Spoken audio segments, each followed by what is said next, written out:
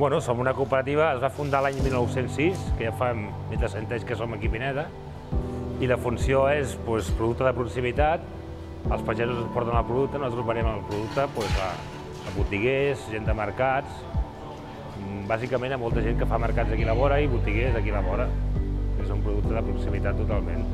I llavors els pagesos també tenim la botiga, que també venen agafant els productes del camp, com més a prop tot millor, no? Bueno, els pagesos ens porten els productes d'aquí i nosaltres els venem a botiguers i això, sí.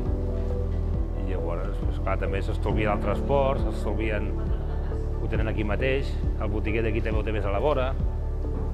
Vull dir, tot és una mica d'economia de proximitat, més aviat. Antigament s'enviava molt de producte a l'estranger, des d'aquí a Pineda mateix. La patata, i llavors va haver una època que s'enviava tot a Anglaterra, a Alemanya, s'enviava tot arreu. Antigament s'enviava producte de tota Europa, des d'aquí. I feien campanyes a França també. Però clar, tot això ja ara no... S'anà reduint els pagesos, clar, cada vegada són menys socis, cada vegada són menys, perquè realment de joves són pocs, però bueno, és mantenint-se, no? Amb el que tenim, el patrimoni que tenim i el que ens han deixat, continuar-ho. I fem el que podem, intentar això. També tenim l'agrobotiga, que tenim planters i productes del camp, que també venen particulars com els pagesos, no?